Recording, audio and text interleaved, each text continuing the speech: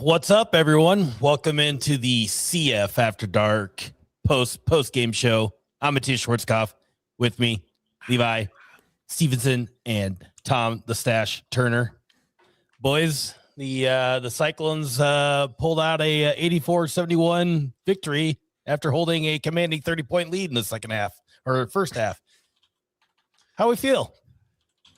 Got a road dub. I guess that's good. I guess that depends on if you think the story is the first half or the second half.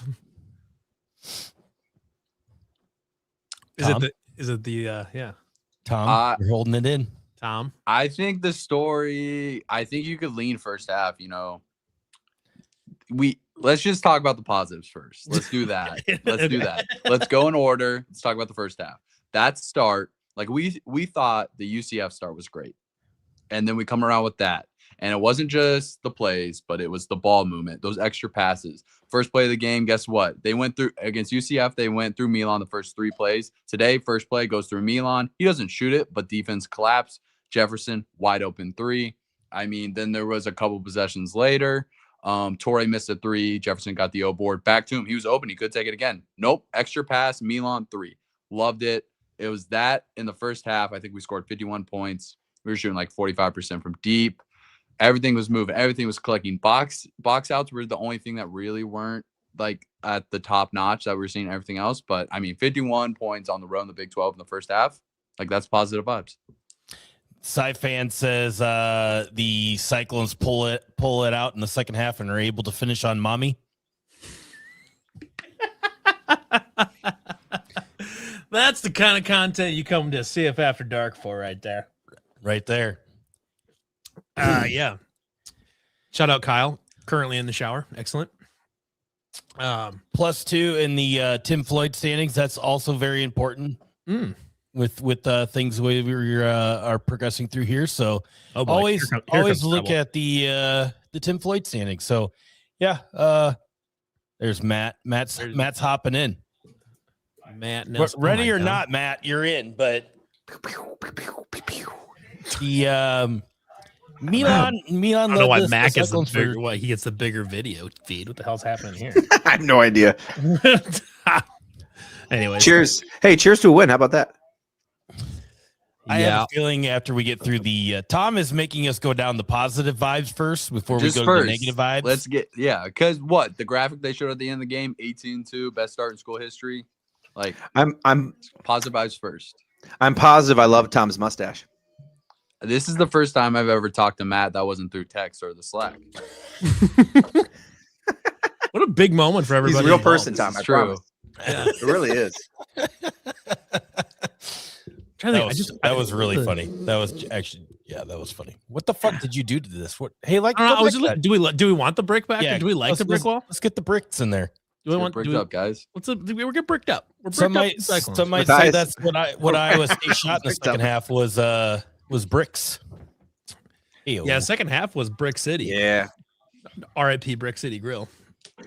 Great burgers at that place. Rest in peace. The place was really good. Yeah, too soon. We had an extremely brief but notable sponsorship with them for the Wide Red Night tailgate show that we did. The live tailgate show. We were sponsored by Brick City Grill there for a bit. They had a burger where they had not just egg, but they put ham and a hash brown on it, and it was electric. It's like a breakfast burger. Would you feel bad that their sponsorship is what probably put them out of business? You know what's funny is we ended up kind of being the Grim Reaper for a couple businesses because we had Stas, Brick City Grill, Vesuvius. We killed them all. We did. Sorry, Ames residents. We've killed off three businesses. We killed off 3 businesses. All of them beloved restaurants. Just gone. Does that say more about them or us? It's really an excellent question. This feels like a real chicken and egg conversation. We're still here though. So did they sponsor us because they were going down, or did they go down because they sponsored us? Feel bad enough that they gave us their last few dollars? Like these guys need it more than we do. Yeah, it was just charity at that point. They're like, fuck it. I'm waiting for Chris Williams to say something in the chat about what did I get myself into here. You're next, Fanatic. You're next. That was yeah. CW's gonna jump in the chat and say that was not disclosed information that you killed 3 businesses. Well, I mean, everybody leaves really important information out on job interviews, right? See if after sponsored by Iowa football.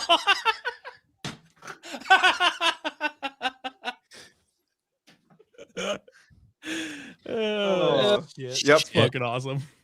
Well, Milan led the way for the Cyclones for 29 points. Joshua Jefferson also had 20 to pile in there, and Taman had 13, Killian Torrey with 10, and Blake Buchanan with a solid game at 9 points, 9 rebounds. I would say one of his better games here lately as a stretch of Big 12 play has come on here, so that's positive to see. Only 3 guys off the bench.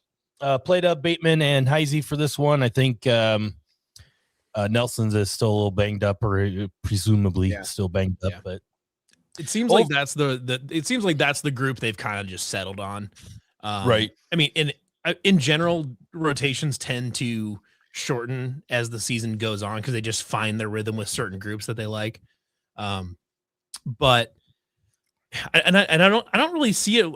I don't really see this one continuing to shorten though, because like Plata, Bateman, and like they all play an important role when they're on the floor. Especially like Plata being able to come in and eat fouls from Blake Buchanan and all that, like, to take some of that, play some good rebound, play some good minutes, get some rebounds, things like that. And then, Bateman coming off, who he can spell a few different people. But he's been playing fairly well recently. I don't know if he did much today or not, but I don't think he scored today. But, he was 0 for 4 from 3. Yeah. So like he didn't do like a lot on that, but he got a few rebounds, got an assist, a couple like that. It was not his best game, but had been playing well the last couple games. This was Momcilovic and Jefferson you just trusted to carry you. I think the performance this is 2 straight games from Blake Buchanan where it seems like he's, I don't want to say back. I don't know that he ever like went away. But we've seen super impactful play on the boards, finishing around the rim, tosses in a couple free throws. Like this, I shared it on Twitter earlier in the week. I still call it Twitter. Probably shouldn't call it that anymore. On X, the common thread in the 3 games that have been the closest. So the 2 losses and the Iowa game, both games out rebounded, out assisted. Some of the other games where it was closer, they lost one of those. When they dominate, they win both by a very wide margin, right? Like today, if you go look at rebounds, I think we put 10 plus on them on the glass and we're ahead by 6 or 7 assists. So it's ball movement on offense, and then rebounding wise, it's just effort. And Buchanan's a huge part of that. I don't want to say effort. Buchanan, when he's in position, can be a force on the glass. So I think it's not a surprise to see us return to form a little bit. If you look at those 2 stats, the last couple of games have been really good at both. And to call it the guards too, Buchanan is the only one who rebounds. Like Lipsy had 5 or 6 today. I think Torrey had 3 or 4. Heisey, it seems like, Levi, we've talked about this all year. He gets like 5 boards a game, even though he may only play 15 minutes. So Taman finished with 3. Jefferson had 4. Milan had 7. Shout out Milan for 7 boards. Yeah. Blake had 9. Toure and Bateman both had 3, and Heisey had 5. Yeah. Got death taxes, Heisey 5 rebounds. Yeah. Another positive. I think we talked about this after the UCF game. Get that free throw percentage above 70%, 78% today. There we go. Hey, look at that. There's a positive. Yeah. And Jefferson had all the misses, and usually he's pretty reliable at the stripe. So anyway, didn't mean to cut you off. Taman was 5 of 6. Jefferson was 4 of 8. Yeah. Then everyone else finished. Heisey was 1 of 2. Yep. The number here though that I do see concerning is 18 turnovers. Yeah, it's way too many. Especially becoming from. Sorry. Go ahead. Yeah. Well, it's there's especially where you got like people turning it over that aren't ball handlers. Like Lipsy with 4 turnovers is not good. I mean, he was still positive for an assist to turnover ratio, but it's like, I mean, for Taman, you're expecting a 4 or 5 to 1 assist to turnover ratio type thing. You're basically, for Taman Lipsy, you're essentially expecting Monte Morris type numbers for assist to turnover ratio. I am trying to find how many of those were in the second half. I see somebody in the chat. A lot of them. Most of them. Wasn't it like 13? It felt like 13? I want to say they only had 2 or 3 at the break. Yeah, wasn't many. Yeah, it was almost all of them in the second half. Toure had 3. Someone said 11 in the chat. Yeah. So Toure having 3 is not like the biggest deal. He's a freshman. You're kind of expecting that.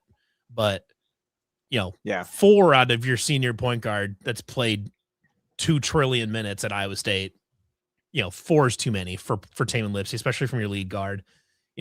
Jefferson only had 2. One of them was kind of a bad one, backing down the paint, just got his pocket picked. But, you got like Blake Buchanan's got one. Milan had one. I'm not going to get on Milan for anything. He can turn the ball over once. It's fine. Unacceptable, Levi. Yeah. Don't let him off the hook. Jamarian Bateman had 3 turnovers. That's way too many for Jamarian Bateman, who does not handle the ball. No, can't have that. Dom Plata had 2 on his own. Doesn't really handle the ball. Dom did not catch the ball well around the rim today, which he's been pretty good at that up to this point. So I did funny thing with Jefferson, right? You mentioned the turnovers. To me, that foul out was like the most I want to be done with this game foul out I have ever seen. Like Josh Jefferson does not foul out of games. When he fouled out, I was like, what? He's got 5 fouls. So I wanted to ask you guys, did you pick this up too? I caught a little bit of, we are up big. I want this game to be over right now at the 12-minute mark of the second half. And right or wrong, I know they won the game by 13 and I'm happy with that, but it did seem like we kind of put it into neutral for, I don't know, half of the second half. And I think Jefferson's foul out shows that, right? He does not foul out. Yeah. If you're really watching, it's obviously tale of 2 halves. And I was more frustrated than I was excited for the first half. I was more frustrated by the second half and Tom Crean said it too at the end of the game. Like if you're a team that has aspirations of winning a national championship, and he even said it too, like this team can win the national championship, but if you're the team has aspirations of winning a national championship, you got to possess the killer mindset in every single game, no matter what the score is. I know, people have said in our chat and then on Twitter that, sometimes it's hard getting up to play for a second half when you're up 30, but that's really just like a bullshit cop out. In my opinion, is you should play no matter what, the same intensity whatsoever all the way through. And because there are teams, I'm going to use Levi's example that he put in the chat. Like, what if you're up 20 in a Sweet 16 game? We've seen many teams come back from 20 and you're going to put it in neutral in a Sweet 16 game and they come back and beat you. Like that's entirely possible. Yeah. So, right. Those teams are going to be more equipped to finish the deal. Correct. Too. And I don't think TJ Otzelberger is going to be happy with that second half whatsoever. Like he's probably the type of guy that's going to throw out the first half for Tyler. He's going to look slowly at the second half and say, what the fuck was that? And then he's going to move on. No, wait your turn, Tom. Hand down. Yeah. And and then it's a learning moment for this team to be like, look, you can't just have your time in a game where you just like take time off, because sometime it will bite you in the ass, and it could be at one of those critical times where it ends your season. I think you made a really good point. Tom had his hand up. Yeah. You made a really good point, and then you also made a really good point off of Levi's take in the chat. Like, if you're up by 20 in Sweet 16, you cannot take your gas. Oh, you cannot take your foot off the gas. And I think it's a little different for a Sweet 16 game and a January 24th game in a half-filled Oklahoma State arena. But you're right, because this is a perfect learning experience. We don't play till next Thursday, I want to say, against Colorado. Yeah, you get a lot of weeks. This is great that this happened now. Get it out of the system. You have it on tape. You can, if this happens against K-State on Sunday where they get to within 5, you're like, hey, this has happened twice now. If this happens again, like shit's hitting the fan. Yeah. Like, I love that it happened now. Do I love that it happened? No. Yeah. But I say with matchups, I love that we got to play St. John's in January. We got to play Iowa, or I guess St. John's in November. We got to play Iowa in December. We're going to play Texas Tech here soon with a completely different pace. Like, we get to face all these teams, all these mindsets for March. Same with like the breakdowns. We can have all those out and we can see all those on tape for March. But I do agree, it's very frustrating when you're up by 30. I will say one more thing, that like the mean to regression, shooting 45% on the road is going to go down. but I think that's more with how the offense looked with the passing, and I think that goes to a certain point guard. You gotta fix this. You may draw the Chicago Bears in the second round of the tournament, and you cannot let them come back like this in the fourth quarter. You just can't do it. Is Ditka coaching? So there's kind of an interesting thing that you have to kind of reset your mental expectation on how things should be going, because there's a long time where Iowa State was good. Yeah, they were good, and we were like, oh, maybe this is a good team. Maybe they can do something here. They get into the run, they get into the tournament. We can make a run, whatever it is. And then, you get to March and you're a 3 seed. Now all of a sudden you're talking about like, oh, we should make a 5-4, whatever this is. This Iowa State team is good enough that we can look someone straight in the eye and say Iowa State can win a national title in basketball this year, and we can say that right now. That is maybe a unique circumstance in the history of Iowa State athletics, where like in any sport, you can look at someone dead in the face and say they can win a national title this year. And we haven't been able to say that before. A lot of how we look at games, a lot of how we view games is still viewed from the lens of, we think they have a chance to make a Final Four run type of things. Like at this point, with how good this team can be when it's peaking, like you're almost like, if they don't make the Elite Eight, it is 100% a failure type of thing. Like they have to make the Elite Eight, really should make the Final Four type of thing with how good this team is, or how good this team can be. So when you're looking at the team from it'd be nice, maybe they've got a shot at making a longer, getting through the second weekend type of thing.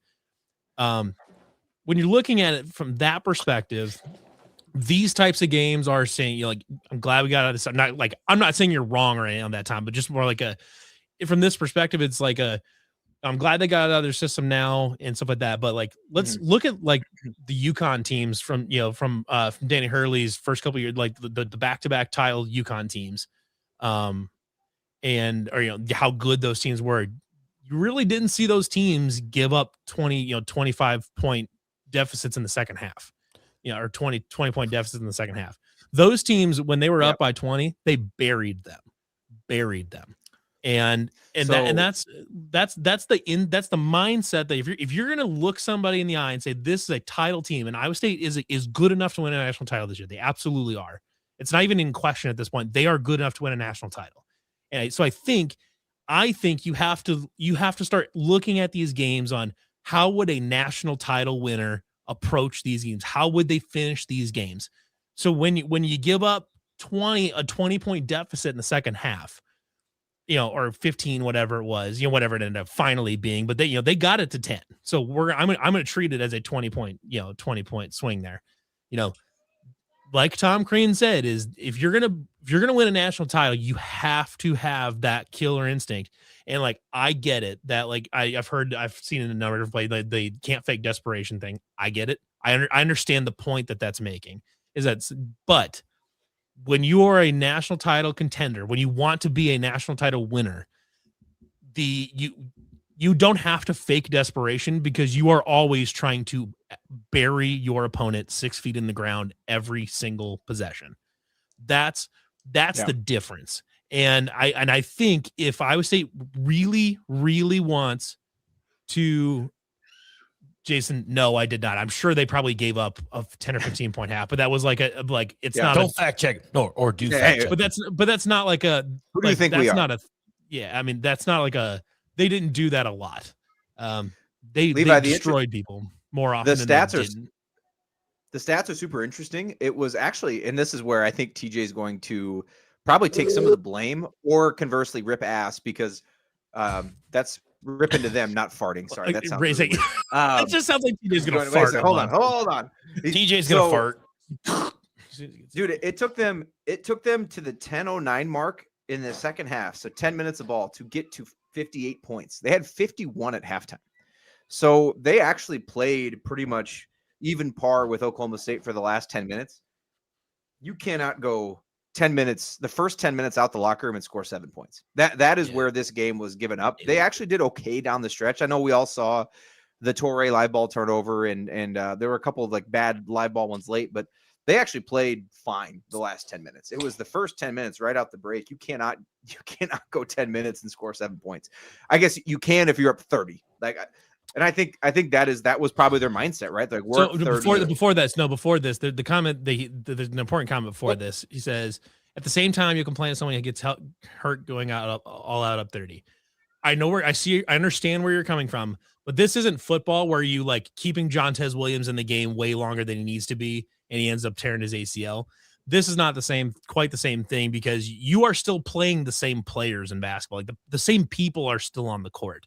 They may be doing things a little bit different offensively, but like they're still on the court. They're still playing defense at full speed against a team that's trying to come back. So like it's not quite the same as far as like, preserving, keep getting players off the floor to preserve them or anything like that. Not in a Big 12 road game, because you're not just putting in the bench. There was a stretch there where it was Momcilovic, Bateman, Heisey, Plata, and somebody else. It was like Momcilovic was like the only starter on the floor basically. And Andrew, are you mad at us? You always get so angry at us. It's just one of those things where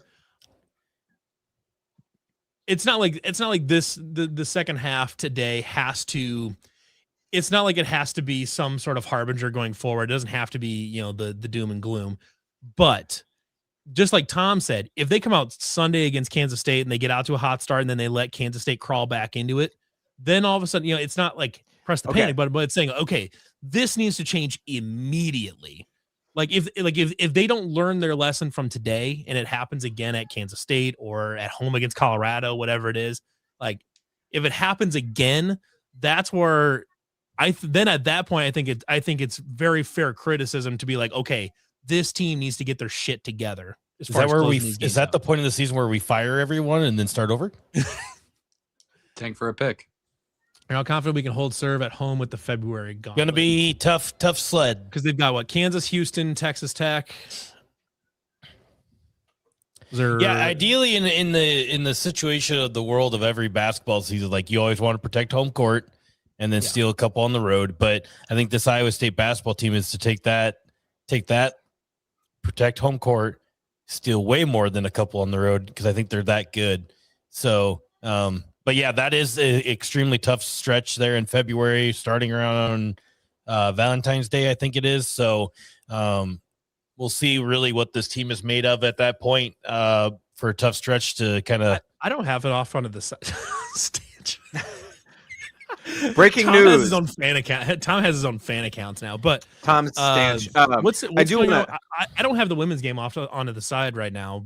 What's the deal? Only 4 players on the floor for Arizona. What the hell's going on there? I do want to.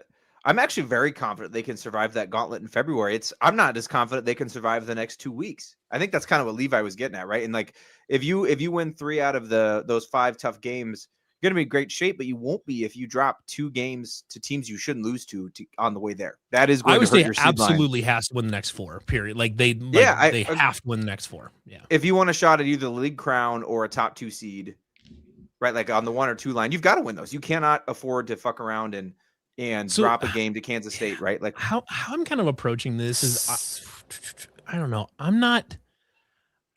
Do you not think we can win the league? Is that where you're going? What? No, Arizona. No, my take is going to be my take is going to be marginally hotter in that. I don't know if I care as much about winning the league because my eyes have now been fixed on a larger prize. My gaze is now fixed on the national championship prize. If we win a Big 12 title on the way, awesome. Like absolutely great. Yes, awesome. Great win for the women. They needed that really bad after that 5-game stretch there where they had a terrible time. Good week for them. But because now that the Big 12 title is not like a true round robin, so it's like it's barely a true conference title anymore at this point, which it sucks because it's the best basketball league and it's not even close. And so that sucks. But like Time out. Simon's been in our chat. Simon, he said, yes, we've already addressed that. We said it wasn't great that they played 2 different types of halves. We are also not all butterflies and rainbows because we have if talked you guys about have seen that the Slack already. chat, you would know that Matthias and I are not butterflies and yeah, rainbows. We fully agree. We said that. I said that Tom Crean said it, and I said I agree with it. If you want to win, you have to be able to bury people. So I know, Simon, maybe you got in here late, but we've already said those exact same things. Yeah. So get off my ass. My stance is for all the praise that they deserve for the second half, they deserve almost, if maybe just slightly less or mostly the same criticism for how the second half went. Tom, raise your hand. People want you to talk. I want to talk about Levi's point because I get it. And half of that is like on me, the way I phrase it. When I say I want to win the Big 12, obviously it comes with the award, but it's the fact that means you probably beat Houston, you probably beat BYU, you beat Kansas, maybe beat Arizona, stuff like that, because then that puts you in a great seed placement in head-to-head matchups. That gives you like a great opportunity for a good road, which we saw last year. We had a great path. Unfortunately, the team wasn't all there, but we can all admit that path last year was amazing. And what helped was the start of conference play. And obviously they fumbled a little bit down the road, but it's so important to win those head-to-head matchups because like Purdue lost today and we beat them by close to 30 at their place. And we're in a great spot to beat them for a 2 seed. Like, so that's kind of what I mean when I say I want to win the Big 12. Now, obviously I've never seen a Big 12 championship regular season in my lifetime. So I would like to see that as well with this team, but like, I get what you mean too. Like you have higher aspirations. So do I. But I think that comes with like, hey, we can beat them head to head. Why not just win the whole damn thing while we're at it? Yeah. I'm not saying I don't like care about or don't want to win the Big 12. But what I'm saying is like, I believe that if the team is playing a caliber of basketball that lends itself to eventually winning a national championship, winning the Big 12 may just take care of itself. So exactly. Like what I'm like, I'm concerned with the seed line, but I'm also kind of, to a certain extent, I'm also kind of not, because I would say it is good enough to like get to the Final Four as any, like as a 3 seed, a 2 seed, a 1 seed, whatever. Like they're good enough to hit that ceiling, regardless of regardless of what seed they're at. Because I mean, I'm a believer that when this team is firing, like when they're playing like they did in the first half against Oklahoma State, this team can and probably like will beat basically anybody. I mean, just with how their defense can turn people over, and when the shooters are going, like there's just not a great game plan for beating Iowa State at that point. So, like, I mean, you want to keep winning to have a good seed line and all that, but what I am concerned about, like what I am watching as the season goes on, my primary focus is on what kind of basketball they're playing, the quality of basketball they're playing, and how they're doing it and how they're getting there, and how they're handling certain situations that can come up in the tournament. Like I said, if they're up at 20 at halftime in a Sweet 16 game and they let off the gas a little bit, the team that's in that they're going to be playing in the Sweet 16 is going to be a lot more capable of completing that comeback than this Oklahoma State team is. Not, this Oklahoma State team might just genuinely be a tournament team, but I think the play, the coaching style would change a little bit because Buchanan, Jefferson, obviously we're not talking about like just Sweet 16 to this game, pure like side by side, but like Buchanan and Jefferson were in foul trouble for the second half.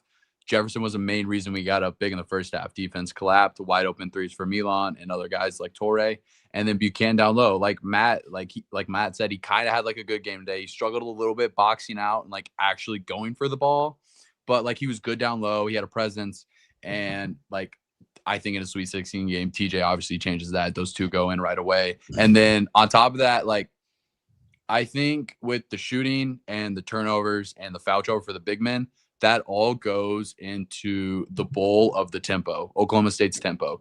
They're playing fast, which means more possessions, which means like percentage wise, there's just going to be more turnovers. And then for the big man, like you're going to be more tired running up and down. You're not going to be in your defensive legal guarding position. You're going to get called like Jefferson's fifth foul. He's exhausted. He's not in a legal guarding position. And then he tries to swipe down as well. Easy fifth call. But yeah, so like the tempo sucks. But then at the same time, like if we face a fast-paced tempo in the NCAA tournament, like at least we're kind of ready for it. We've seen it twice in the same month. Yeah. I do want to talk the schedule coming up is actually take a moment, a pause to reflect. Tom's taking a drink. Good. Matthias has got a beer here. There we go. Okay. Am I the Is that only a one Founders without IPA? beer? What? No, this is Blake's Hard Cider Triple Jam. I already blasted through my Coors Banquet. Nice. I don't even know where this is made. I'm drinking a Guinness. Awesome. I'm actually having a meal right here. That's basically what that is. Michigan. So if they can win against, they have one game left in January, Colorado at home. Game, if they win, they'll be 19-2 with 10 regular season games left, right? So say worst case scenario, okay, I'm going to knock on wood really loudly right now because I suppose it could be worse. But say you split them dead even, go 5-5, like right down the middle. You're going to be 24-7. And if you go back and look at prior year seed lists, especially with our wins, that is for sure a top 3 seed. You might be like the 10th overall seed or the 12th overall seed, but you are not going to drop past the 4 line. Iowa State had 9 losses last year and still made it as I think the 10th overall seed. So they're in a really good spot from that perspective. But I do think this stretch is interesting. You've got 2 of the next 3 at home. In this stretch, you actually have almost a week off. I don't know if you guys have noticed this. They have a Sunday home game and then don't play until Saturday. So a little break. And then once you hit the TCU game, it is all gas, right, for the rest of February. I did not realize until I looked at that schedule that of those hard 5 games, 3 of them are at home. The thing that really stinks is Houston being Big Monday following Kansas. Like that is a brutal, I know those are both home, but that is a brutal stretch. However, the next 3, you've got Colorado at home, Kansas State on the road, Baylor at home. You should win all 3 of those. Totally agree.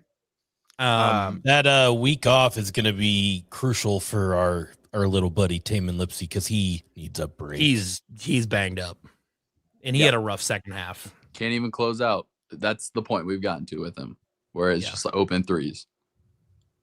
Yeah. And I do like how this sits. So say you do win those next 3, right? You're going to be sitting at 21-2, and you go 4-4 over those last 8, 26-6. Like that is a great place to be going into especially with the road wins you have, Andrew. That you have. Do you need a hug, Andrew?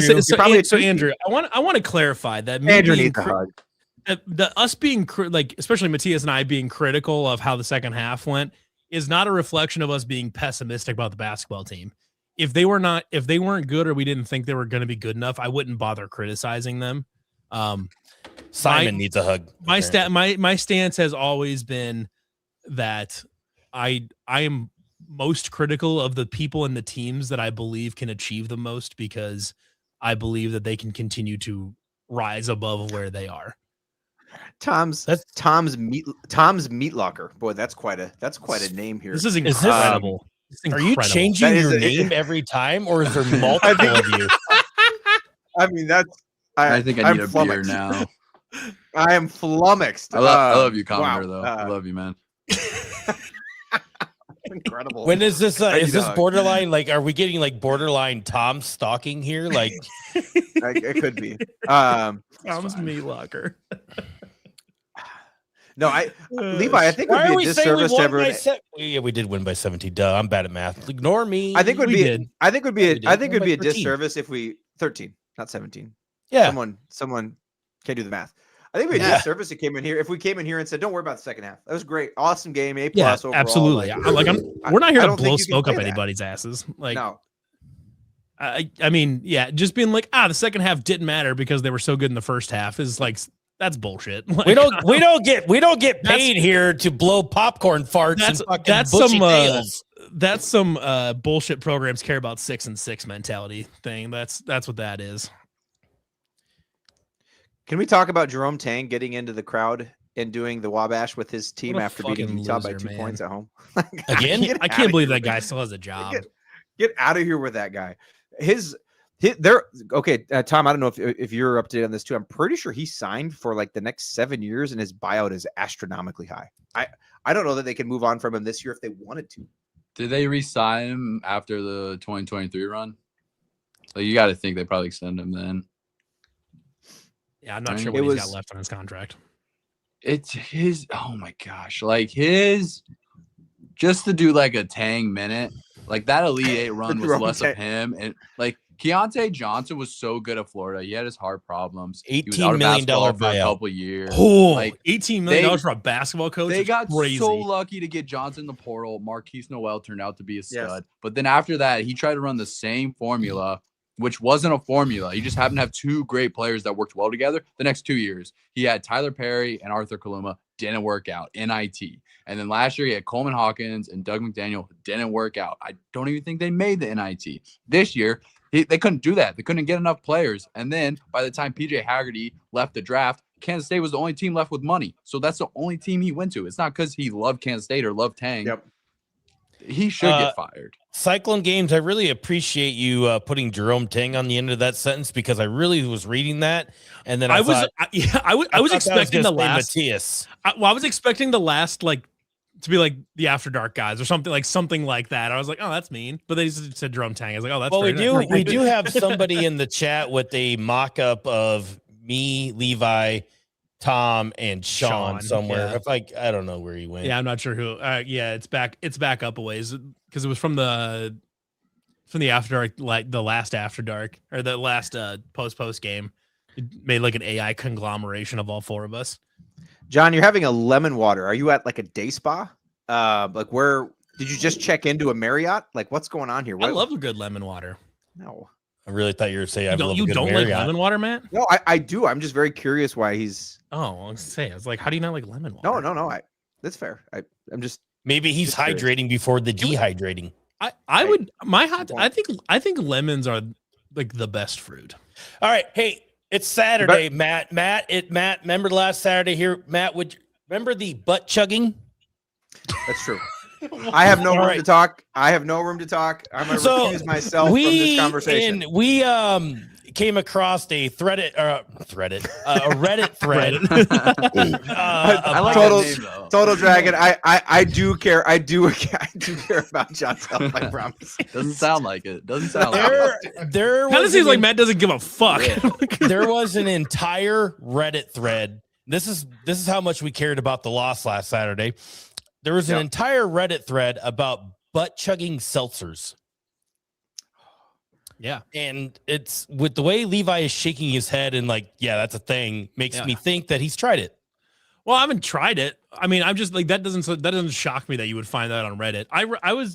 A friend of mine and actually the lead singer of my band made me aware of a Reddit thread where people were saying that the Bigfoot one, the picture of Bigfoot from like the 70s, that blurry one where he's like in the woods in Washington, it couldn't be real because his butt wasn't poopy enough because Bigfoot couldn't wipe its own ass.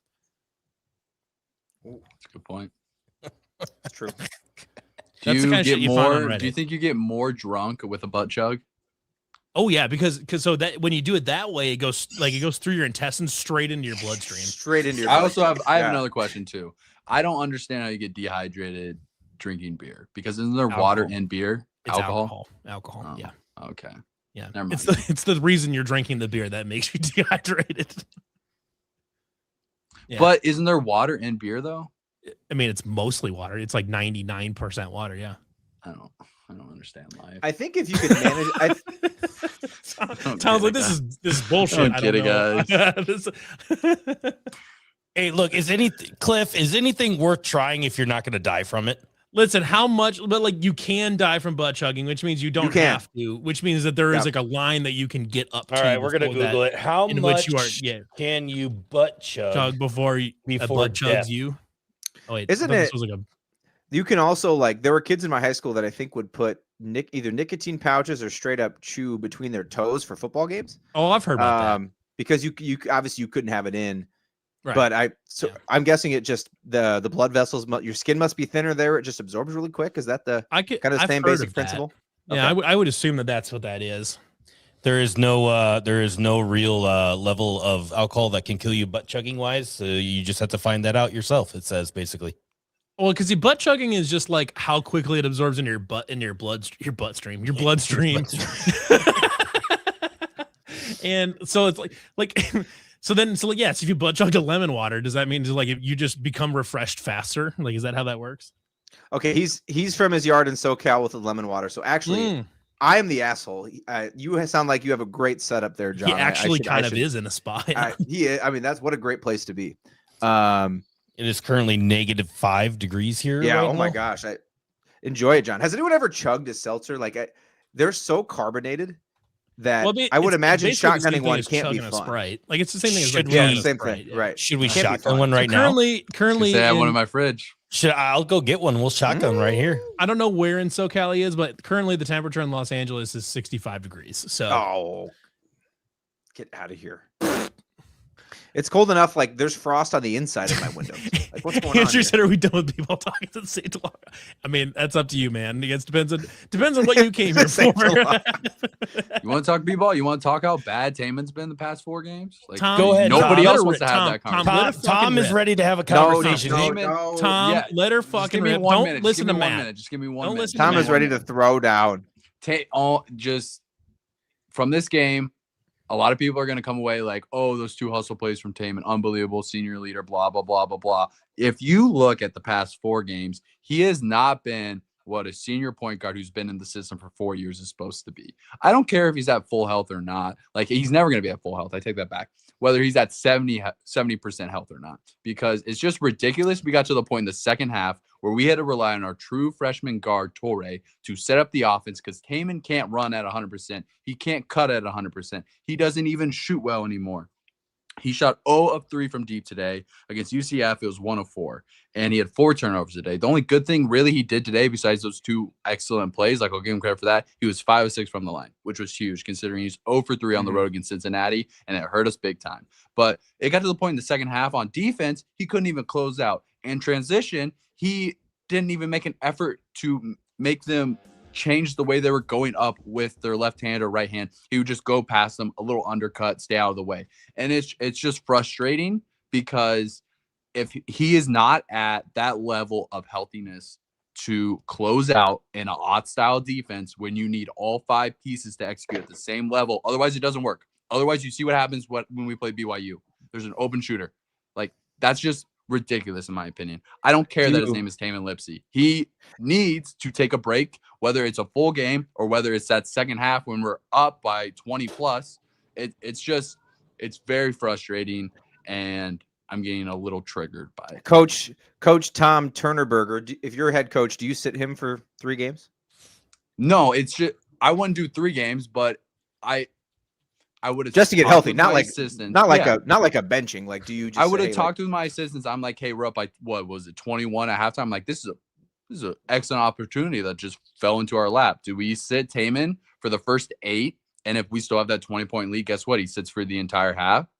Or if it gets whittled down a little bit, which it ended up doing, but guess what? He was out there playing and doing absolutely nothing, and it made me mad because he played a good first half. It was good.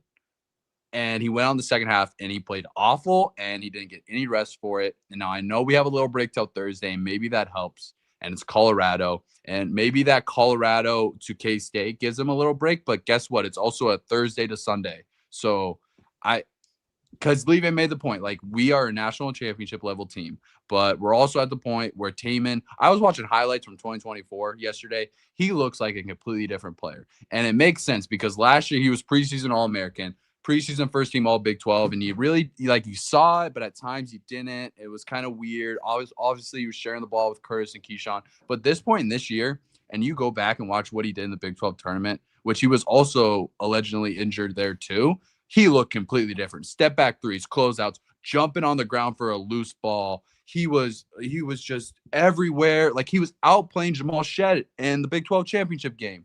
And now he's like a shell of himself. And it's not his fault because he can't control his minutes unless he goes to the coach and says, hey, I can't do it anymore. My headset's on fire. It's smoking. Tom, put your microphone out. Yeah, hold on here real quick. Soundboard away from the TV. Sorry. I wanted to get that out. I think I need a beer now. I'm going to go to the fridge. Cliff says it's Tom just is frustrating. About to crash out. I was about to crash out. I was about crashing out. I mean, the thing with Taman too is like it absolutely could all be stemming back to whatever his current batch of injuries is.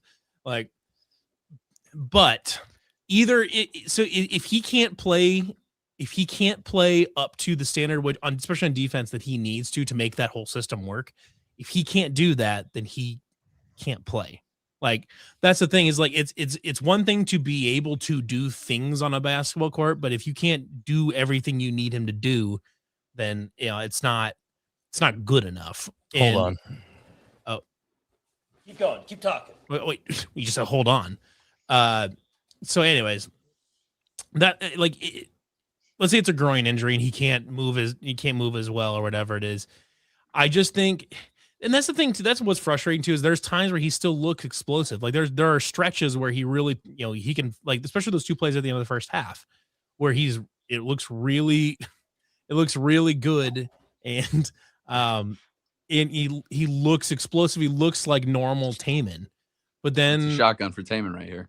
That's a shotgun for Taman. You get into his eye? Why is he fucking? That was so fast.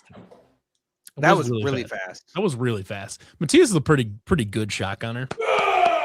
Oh my goodness! He just threw it up.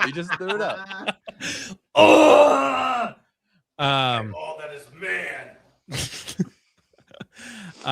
So he spilled some on the floor, but yeah. So I mean, if the answer is Taman needs to sit out a game or two just to kind of attempt to get as healthy as he can, fine.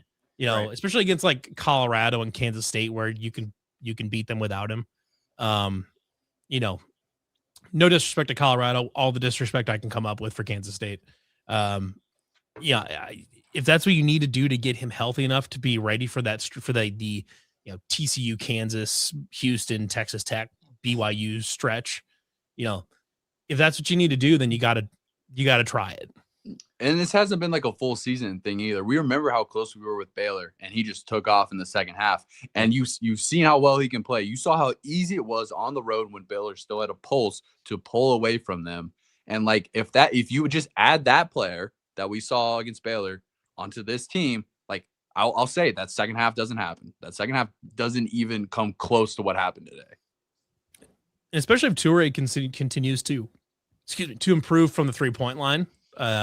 If he continues to improve his shooting and his ability to, and hopefully cuts down some of the turnovers and all that, if he can do that, then you don't have to play Taman 35 minutes. You can play him 25. He played 30. He played 34 minutes today. That's too many. That's too many minutes for Taman. Like, he needs to knock went back 50% again today, 2 for 4, just like he did Tuesday. Yeah, that's where like I bought all the stock. That's a super positive sign on Tuesday. Yeah, I bought all the stock with Bateman on Tuesday. Obviously not great today. I'm still going to buy stock. And I think I'm kind of forcing myself too, because it goes to Levi's point. Like if Bateman's playing so good, I know it's dangerous on the road with 2 freshmen backcourt, especially as guards. But like if you can give Taman that like 4-minute break, like not even 4 minutes of game action, but like 2 minutes and an immediate timeout, like that's huge for his legs. Mm-hmm. But I mean, I need to go fix my lamp. It's getting super dark in here. Okay. I don't want to interject, but I just got a very funny update from the women's game from my neighbor and best friend Justin. You got to read this. So, for the first time, I mean, nobody knew what was going on in Hilton. They had 5 players foul out. 5 players fouled out, and they had someone commented earlier that they finished with 4 people on the floor. They had a 6 with 4 fouls, and then they had an injury late, and they had to go the last 3 minutes of the game with only 4 on the floor. That's wild. And someone said with the 4-on-5 matchup, they actually outscored us over those 3 minutes. That is not what good. On earth? It's not great. No, but I've never heard of a team fouling 5 people out. You never see them foul 2 out. That's a lot. What a bizarre stat. My gosh. Tom, that Jackson, I will say that was hilarious. Tom Crean was about to fight the entire Oklahoma State basketball team in the first half. Shout out Tom Crean for multiple things today. Yes.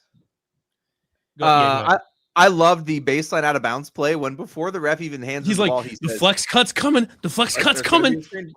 And then when he makes it, he's like yelling. He's like, "What are you doing?" He's like shouting. He was fucking pissed. So and he goes, I saw that, and all I did was scout them by watching them run it 6 times 30 minutes before tip-off. Like, he was roasting their coaching staff. It was incredible, dude. Oh, my God. Good. So during the game, So Tom Crean, it was before halftime. He was talking about Taman Lipsy, and they were going through that whole spiel, and about his hometown kid and all this. But he said that he was going to have his jersey retired at Carver Hawkeye Arena during the game, and naturally, every single Cyclone fan that was paying attention was like, what the fuck?" Like, and which obviously, and so I tweeted out from the CF After Dark account. I tweeted like just called it Carver Hawkeyes, and now he's dead to us. Shout out Tom. Well, for no reason at all, Matthew Carson just saying he's always been awful. That uncalled. That didn't need to happen. Hi, Matt. That feels not. That feels uncalled for. That's a little rude. Yeah, that feels rude. And then you got Tom Crean actually quote tweeting us saying, big mistake. I know it's Hilton, big mistake. And then after that, I tweeted out, he's back on the good list or whatever. And then he said, and for like, he quote tweeted that too and said, thank you. It won't happen again or whatever. So, Matt, please stand up. Oh, no, we're back. Hold on. I got it. We're almost there. There we go. Oh, wait. Oh, wait. There it is. There we are. Otherwise, Matt. I love that. Right before he offended us, the CF After Dark account tweeted, "I love listening to Tom Crean on the bad broadcast." 5 minutes later, like 2 minutes later, that man. Let's kill that man. I said, "Man, I love listening to Tom Crean." 2 minutes later, fuck him, he's dead. And then we resurrected him. It was great. What an afternoon he had. Awesome. But Fanta honestly, is great. I do like Fanta too. He's good. That crew is really. I like listening to former coaches. Generally speaking, not all of them. A lot of former coaches do a good job. Do you like when Fanta, when Blake Buchanan had that big monster putback dunk in the second half? Fanta was like, "Oh yeah!" He's like, he didn't even know what to say. He was just like, "Oh my god." It is excellent. No, I liked it. I had fun listening to them, especially because you can tell that Tom Crean was a former coach, because like the whole time he's like, man, they gotta do this. He's saying like all the things you would think a coach would say. Like, they gotta do better close now. They gotta do this. I this. think like he's like, the flex screen's coming. The flex screen's coming. Why and they I didn't think say like the whole the second half game. Or the second half of that game is going to be a bigger takeaway for TJ, because that's literally what Tom Crean was saying for the last 5 minutes of the game. Because I mean, he was still kind of a little bit, he wasn't pissed, but he was like, you could tell there was a little bit of passion behind it, because he's like, you gotta do this better than what you did some other day, So yeah, that's what I hope while there were some great things in the first half, and we're not going to take that away from this team, and those are all the things we've been barking about prior to the UCF game, and you carried that over into the first half, but you reverted back to some of the stuff from the 2-game losing streak that put you in those positions too. So you got a mixed bag in this one, but now you go home for some home cooking, and you're getting close to February, and the stretch run starts to begin. Yes, Jackson, we have talked about the next stretch of Iowa State basketball. Yeah. And now, because of Cyclone games 9215, all I'm thinking about is the Nader call and Doug Gottlieb. Do the full call, Matt. Do the full call. Coliseum. He was erect. If you go into a voice chat in our Cyclone Fanatic After Dark Discord and use the soundboard, there is a treat for you there. It is the Nader.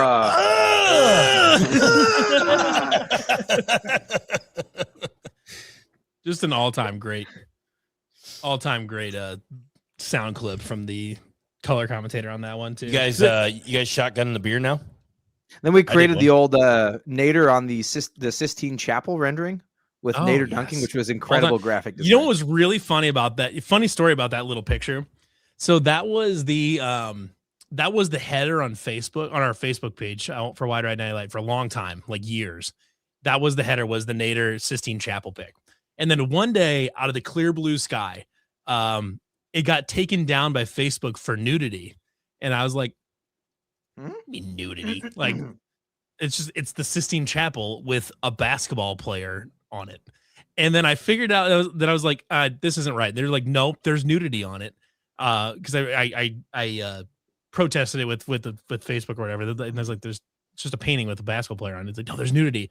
Turns out in the Sistine Chapel, there's like in the corner of it, there's just like a naked baby there that's just on the ceiling of the Sistine Chapel. And Facebook banned that picture from the banner because of the naked baby in the Sistine Chapel painting. And I had to reason with them. I was like, this is literally on the ceiling of the Vatican, of a church in the Vatican, or of a building in the Vatican, in Vatican We City. can have this on Facebook. We can have it on Facebook. Like, I promise, it's fine.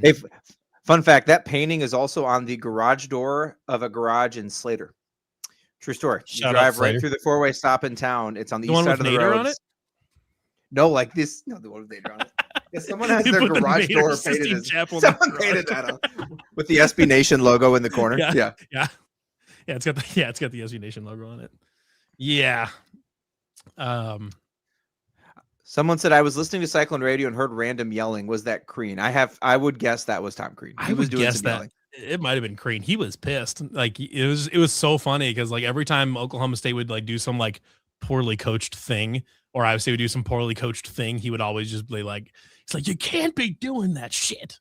Like, it was fantastic. I love that. I saw someone earlier say something about King McClure. Are we in or out on that guy? I feel like the internet's very mixed. I do as well. I like King McClure. I think he gets a bad rap because he was like during the really bad prom season, he was on the call all the time. Yeah, I don't mind people him. Just didn't want to listen to him. Yeah. He's fine, but after we get to 4 or 5 games, I would like we haven't had a Fran game in a hot minute. Not this season, have we? I don't think so. I don't think we've had a Fran game. He wasn't on the Iowa call, was he? Was that CBS? No, that was Fox Sports. Fox. That was Fox. Yeah. Yeah, I don't think we've had a Fran game. I would guess the Big Monday game will have Fran. I would assume. That's this ESPN and then that we come Kansas, up to in February. Like Kansas, like that's Kansas, on ABC. Houston. That's on Big ABC. Oddly enough, we actually go 3 straight games. You go Kansas, Big ABC, ESPN, Houston, ESPN, BYU, ESPN. That'll be a fun. So Houston or Texas Tech is going to be Fran. One of those should be. Imagine. Texas Tech is CBS Sportsnet. I would guess the Houston game will be Fran. I would think so. So then wait, who'd you say is the Kansas one? That's Kansas ABC. is on ABC. That's ABC. Is that Mike Breen? No, I think they might do one of those ESPN on ABC or like Kevin one Harlan. of those things. I think that will be the Kevin Harlan's a and TNT Billis. guy, isn't he? I think Billis, yeah, Shulman and Billis is usually and, there. Billis and McDonough, Sean McDonough. I'd be fine with that. Says ESPN on ABC includes Dave Pash, Mark Jones, and Bob Wischusen. Oh, Bob Wischusen. Okay, sure. Mark Jones. Oh, no, it's Mike Jones. That's not Mark Gents, Jones. Sorry, I would love to keep this going, but I'm going to bounce because I'm going to go make my children food. Yeah, I would say we can probably. I mean, Same. there's not a lot more to talk about this game. Just don't do it again. Like, do the first do half. the first again. half again. Don't do the second half again. Yeah. Everybody, go have a couple cervezas this evening and relax a little bit. Watch some football tomorrow, and then we'll be back on Monday night with the nightcap. Mm-hmm. Yep. So, until then, With that, adios. we out. Deuces.